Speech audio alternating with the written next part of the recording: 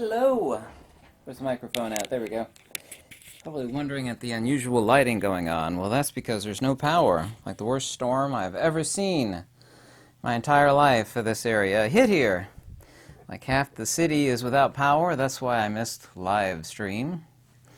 I've got power generators, but when the actual power goes out here, so does the internet. I don't have enough bandwidth via my phone for a video live stream, even though I've got the best phone service and connectivity that you can get via Verizon, but that's the matter of, that's just the way things work. So you can hear all these generators up. I thought it was like a tornado. I thought it was a tornado hit.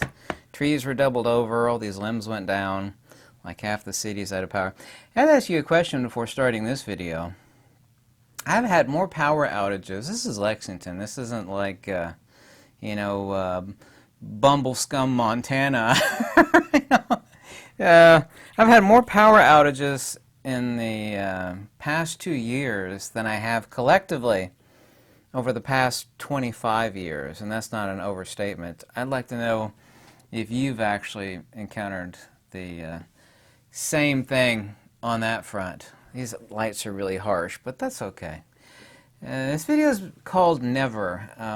It's true, whatever anybody thinks of me is of no importance, but I do read every comment, and I've said that many times, and I do, and I actually get inspired from certain comments, and I read them all, even the heinous ones. But there's one variable that always is, it's just shy, it's really right at it, 100% accuracy, that when I make videos, railing against quantum and relativity, and Nikola Tesla did that himself endlessly. That's the only time where Nikola Tesla foams at the mouth, is railing against relativity and quantum. So did Walter Russell. Even Charles Proteus Steinmetz, far more intelligent than Nikola Tesla, said that electricity was totally misunderstood in his time. In his book, Electrical Discharges, Waves, and Impulses, that book was written just a hair over 100 years ago. But these people are completely addicted to their beliefs, and I don't care what anybody believes, and I've never been in the conviction where I'm trying to change anybody's mind. I mean, it's just completely useless. You say you can lead a horse to water, but you can't make it drink. And of course, this is fundamentally true. To win a debate, by the way, you don't ever have to convince anybody or convert anybody to anything. You just have to win the debate. And if they shout you down, or they fume, or they block you, or whatever, I mean, they've lost. I mean, if you can't have a debate, then you don't understand the topic at all. So people are addicted to their beliefs, and nothing that these people say is rational. They provide no proofs, no logic, or no evidences. I think it was a video recently I railed against Richard Feynman, and he was literally the head priest. He's passed away now. The head priest, if you will, of the cult of quantum. I've told everybody jokingly, yet extremely accurately, there's like thousands of copies of it on YouTube. Type in Feynman Explains Magnetism. It's like a 7-minute video, I believe, right at 7 minutes, and he doesn't explain anything. He talks about an old woman tripping on the ice, and this video is certainly not about Feynman. I like to talk about a few other things, but people will spit and fume and run around, dragging their tushy in the dirt. This reminds me of a video I think I saw once on Instagram where a cat accidentally sat its sphincter down on a pile of powdered chili peppers, and from that it like sprinted, dragging its tushy across the pavement, fast enough to outrun a '57 Chevy. Kind of hilarious, but I see this. Why spit and fume unless you actually have something intelligent to say? It has to be an honest, logical, rational, intelligent rebuttal. And since I do read every comment, and I have these many, many, many years, of course I encountered this debating various topics over the years, you have to ask yourself what's the common thread that exists with these people. You have to ask yourself, do these people really want nature to be complicated? We can just stop discussing electrons and quantum, which is absolute rubbish. And of course, I could call my microwave a quantum. These people say, what about quantum so-and-so? Just because you attach the word quantum to an observed phenomena, which is repeatable and replicatable by anybody, doesn't give credence to quantum. Descriptions are not explanations. I can call my microwave a quantum heating device, but that doesn't reify or prop up quantum in any way. Das Lichtwand, it's a reference to the necessity to be able to count something, because today's scientists are not actual scientists in Aristotelian or Platonic sense. Oh, I think the power came back on. Whoa! Yay! I knew it. I made a prediction to myself. It's been out for like 6 hours now. I said to myself, Self, if the power's going to come on, you need to make a video. So the power came back on, which is wonderful. That's great. So now all the stuff in the refrigerator is not going to go bad. You know, why do these people want to complicate nature? Why do they want to make it complicated? We have to ask ourselves why. I mean, is that somehow give them credence? Truly, and this is a funny reference, quantum, for example, is a self-licking ice cream cone. Of course, we all have a mental image, and it's really quite funny, of a self-licking ice cream cone. Yeah. What this actually means, and it's kind of a funny reference, a self-licking ice cream cone is a department or institution or anything basically that exists entirely and for the sole purpose of to justify and perpetuate its own existence. That's the only existence, that's the only purpose that it actually serves, is to perpetuate its existence. And you have to have a certain number of people to prop it up, kind of like a pyramid scheme. But today's scientists are mathematicians. They're not scientists in Aristotelian or any Platonic sense. We have to ask them, it's like, you know, let's just stop discussing electrons for a second here. And when I actually say electrons don't exist, of course the principle thereof does exist. I'm actually quoting Nikola Tesla and the discoverer of same J.J. Thomson, stating there's no such thing as an electron particle. It's completely ridiculous. It's the same sort of idiocy that would think that a photon exists. And these people are convinced that it exists. To a hammer, everything's a nail. To these people, everything is, of course, a particle. I've been debating various topics on this of different fronts, and the answer is always the same. They'll fume and spit and, you know, hurl invectives at you. Since, like, for example, on the Tormanata, it's ridiculous to think that's liberation without a liberant. You know, there's wisdom but there's no locus for wisdom. You know, that would mean it is a sort of conduct and a religion of morality. Of course, I have no stake in any form of religion, rather metaphysics itself. This same sort of photon nonsense and this idea of anatta and this idea of quantum. Let's go on to electron. I quote J.J. Thomson, Nikola Tesla. Nikola Tesla diverges. He actually says, I don't think I have the quote on this one. Yeah, in the Constitution, what is today is known correctly as an electron. J.J. Thomson, Tesla, got the right as not electron, but actually corpuscles of the ether. That's a reference to Dollard. There's no rest mass to an electron here, given the idea of electron is no more than broken loose holdfast under the grip of tension within the dielectric lines of inertia. He actually uses the word force, which is incorrect. He's incorrect on that. Dielectric is inertial rather than force. Magnetism is force, just as amperage is to magnetism, dielectricity is to voltage. And these are the broken ends and the split half package of spaghetti. The idea of electricity is the flow. I don't know if you know who Oliver Heaviside is. The idea of electricity is the flow of electrons. And a conductor was regarded by Oliver Heaviside, very, very, very brilliant man. Go look him up and who he was. A genius of field theory. He regarded, Heaviside did, this idea of an electron particle as a psychosis. J.J. Thomson, the discoverer of same, considered the electron the terminal end of one unit of dielectric induction, not a particle itself, a principle of a type of energy transference. Electrons as a separate distinct entity or as a particle don't really exist. They are merely bumps in something we call a field. That's Dr. Stephen Biller. You can't say that stretching a trillion rubber bands nailed to the floor and releasing them or breaking their lines is the flow of electrons. Of course, these people can't explain wireless power induction. They think all power movement is the flow of electrons. Like, well, let's talk about wireless power induction because there's no electrons there. Well, in that case, it's lines of force. Force of what, by what, and upon what? Lines of what? You know, lines are human abstractions regarding constructive and destructive interference. So these people fundamentally, they want nature to be complicated. Nobody can rationally argue against Occam's razor. Above all else in the entire universe, Mother Nature, or natura naturans, not that such a person exists. In other words, the fundamental mechanics and principles of the universe. You can't have this particle interaction nonsense. I never said particles don't exist. There is, of course, a fundamental particle, which is the proton. All neutrons are a phase variance of a proton, since all free neutrons spontaneously become protons, and every branch of science agrees to this. And of course, there's no such thing as an electron particle. It is accurately, as this discoverer said, 1 unit of dielectric induction. This means there's only one fundamental particle in the universe. And that fundamental particle is just super high energy light. That fundamental particle in its most base form, of course, is hydrogen. Well, this makes Mother Nature, or natura naturans, i.e. cosmic mechanics, incredibly simple. We have to ask ourselves, why are these people so upset?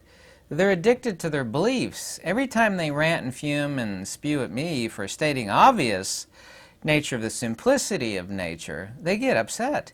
They're invested in something that they were told was true. Quantum, the ideas of Feynman, relativity, and Einstein, which eliminated out the ether, which of course is completely impossible, and replaced it with the idea of space-time curvature. Well, time is only a measure and space has no properties. There's no such thing as this entity called space anymore than there's this thing called a shadow. Well, sure it is. There's a shadow. It's right there. Of course it's real. No, a shadow's not real at all. It has no principality. It's the absence. That's the power coming back on. It's the I knew if I did a video, the power would come back on, even though it's been off for hours and hours and hours. The same thing with this photon nonsense. There's no such thing as a photon. It's an arbitrary abstraction of something seen in the coaxial field that we call light, transverse electromagnetic, rarefaction, and compression. Year after year after year, and I don't care what people say. I do read every comment.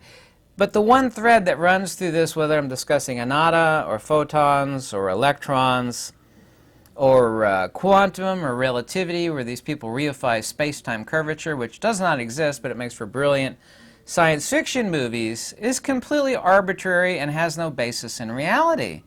I mean, it's just absolute poppycock. Truth, of course, just like the sun, is self-revelatory.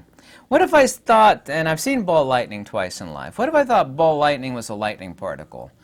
Well, that would be a lightning ton. What if, of course, when you actually cough, you send out this compression wave in the air of oxygen and nitrogen. Wave of what? Wave of the air. A compression.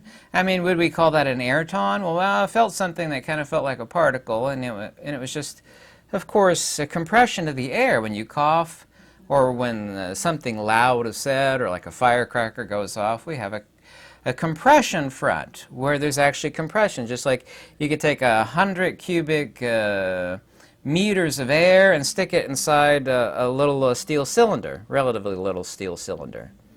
Like, well, inside of there we got a bunch of, it's really, really dense. There's an enormous amount of air in there, and if you release it, you know, you can feel it against your hand, like you open up the screw on the air tank or the helium or whatever sort of gas tank it is. I mean, it will hit you. It can actually, you ever heard of an air knife? It'll literally cut through steel. Air knife, you ever heard of an air knife? Or what about water jet? They'll actually cut through like 3 inches of solid steel using a water jet. I know there's actually sand particulate in there which actually aggregates it, but still much of the action is done by ultra, ultra high pressure water out of a super thin, I mean, what would we be talking about? A watton, right? A watton, well, not a wonton. A water particle, you know, it's cutting through 3 inches of solid steel.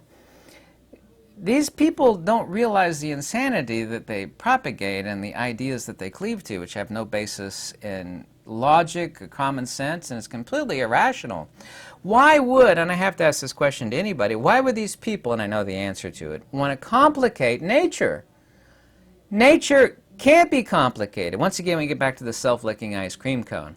Well, you have to have a PhD in quantum physics, and then once you do, then you hold the answers to the universe, and then you can charge for lectures, and you could be a tenured professor of quantum mechanics, and from you the truth then flows, and you could write books and be recognized.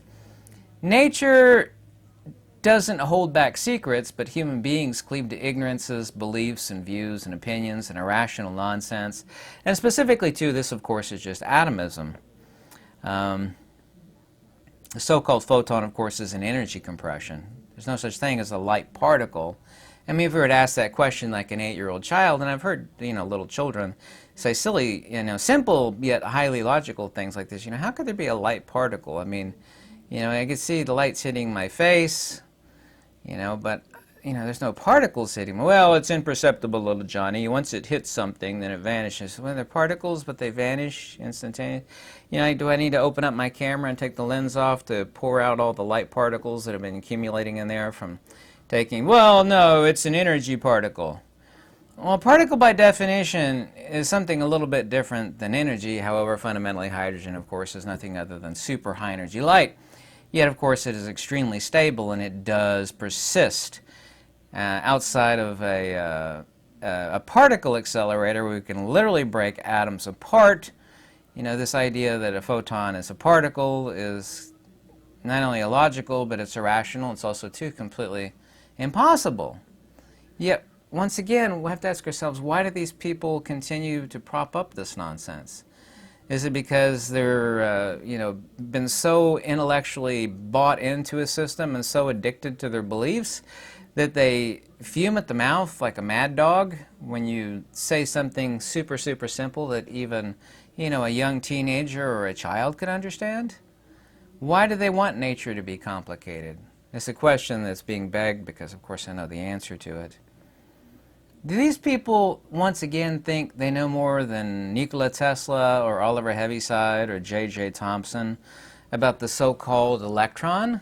I mean, there's no such thing as an electron. Same people tell you, well, electron's a charge-carrying particle. Oh, let's pin your words down just for a second. So the electron's a charge-carrying particle. It's not the charge itself, but it's carrying the charge. Kind of like a clown car has got a bunch of clowns in it. So the electron would be the clown car, and it's packing in itself a bunch of... Because these people are inconsistent in the very things that they say. They say, and I've asked them this over the decades. So an electron is the flow of power, i.e. electricity, is the flow of electron. Invariably so. It definitely is. It definitely is. Oh, really? Oh, what about wireless power induction? There's nothing... They know that there's nothing flowing there. Let's take a coil on one end and a receptor coil on the other end, like your toothbrush, so you don't short it out, and also to your Apple Watch. That uses an induction charging system. It's completely sealed so the water doesn't get to it, and it's induction. You can actually lift it slightly off, very, very slightly off, and it will still continue to charge. So what about wireless power induction? There's no flow of electrons there. I thought you said the flow of power was always the flow of electrons. It is, but in such cases, what's going on there is fields of force, lines of force, actually, what they actually always say, lines of force. Lines of what? A line is like, I draw a line with a graphite pencil on, here I got an ink pen. Here's a line. It's composed of ink particles. It's on a piece. Line of what? Well, of energy. No branch of science ever defined the term energy. You said lines of force, and they always will say that. So how wireless power induction works, and they always say it's the flow of electrons. It's completely impossible. There's no particles flowing. And they think everything is a particle. Go look up virtual photons or virtual particles. It doesn't exist. They say, what's happening outside of a magnet? This is them saying it, not me. It's the emission of virtual photons. Oh, really? Not the input or output of any experiment ever done. It's an arbitrary concept with no basis in reality. Can't experiment on something that's completely imaginary. It's like talking about experimenting on leprechauns. Lines of force. Okay, let's get to we've dismissed this line stuff, because the line of what? A line is neither force nor inertia. It's not amperage, nor is it voltage. What about force? Force of what, by what, and upon what? Whoa! And they get right back to the beginning. It's energy. You never defined energy. No branch of science ever did define energy. It's the ability to do work. That is a descriptor of energy, girlfriend. That doesn't explain what energy is in itself, of itself, by itself. Well, It's above your understanding. You have to have a PhD in quantum mechanics for you to understand what energy actually is. Like Professor Feynman here, you know, where he explained magnetism on a 7-minute video, of which there's hundreds of copies of on YouTube. That literally, that guy is looked up to as a godhead of quantum. That's not my opinion. These people do look up to him as like a godhead, a figurehead. The Jesus himself of quantum, Feynman. Said, I've seen that 7-minute video several times, said, and I have his books, QED, Strange Theory of Light and Matter. This man nowhere, no way, no how explains magnetism. Sure he does. Oh yeah, go show me where he does. I can't do it. That's when they shut up, or they'll cuss you out, or they'll like a monkey, they'll fling poo at you. It's like, this is really simple. I'm not trying to, you know, engage in sophistry here. Just tell me what this is. What is it? Well, it's magnetism. Oh yeah, how does it work? It's certainly not particles. Sure it is. They're communicating with each other with virtual photons. There's no such thing as a virtual photon. Never been the input or output of any experiment ever done. That's arbitrary trash. Tell me what you think. Once again, I of course read every comment, but these people are completely addicted to their beliefs and views, which is fine. I'm not interested in converting anybody to anything, but I am interested in being logical, rational, and certainly so intelligent, and above all else wise, because that's the only way to grasp nature, and you cannot complicate nature, because nature is not complicated.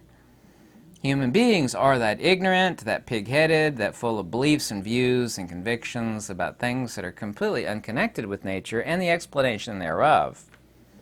Yeah, that's why my computer's off right now too, by the way, because there's no power, except for my power bank right down here that's powering the lights that are shining on my face. Of course, light's not an emission. It's a field perturbation modality. So-called speed of light is the rate of induction. Light is not an emission. And by the way, all of quantum is based upon their understanding of light by their own definition. Light is not a wave, it's not a particle, it's not a wave-particle duality. Light does not have a speed, it's not a photon, it's not a transfer, it doesn't act like a wave and a particle. Sure it does! You have the arbitrary duality of light. There are no dualities in nature implying inherent contradiction. There can't be any duality in nature. Inherent contradiction in nature. How could there be an inherent contradiction in nature? Impossible! Not only 100% impossible, 1,000% impossible.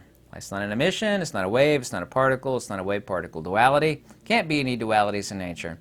So-called speed of light is the rate of induction or the hysteresis of the ether, maximum rate of disturbance. Sound is not an emission. Sure there is! Sound's an emission, speed of sound. No, the speed of sound, and this is the reason why Tesla said light is nothing other than a sound wave in the ether, because the medium for light is the ether. The medium for sound, of course, is oxygen and nitrogen. Speed of sound! Breaking the sound barrier. And that so-called speed is not a speed. Nothing emits sound. It creates a disturbance in the medium.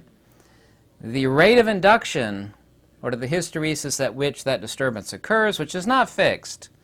Speed of sound, if you will, changes depending on density and temperature, is the rate of induction at which that disturbance occurs. Same is true of light. That's really the most important quote from Nikola Tesla that nobody ever quotes. People quote Tesla on everything, except really the most important one, because if you understand light, then you can understand nature. Tesla said light is nothing other than a sound wave in the ether. If you really understand that, then you can build the building blocks of the understanding of the rest of the universe and nature itself. It is really humid in here because the air conditioner's been off for 6 hours. Whew. I'm going to go turn on the air conditioner. Thanks so much for watching. If you ever want to contact me, my information in the description below. Lux e Veritas.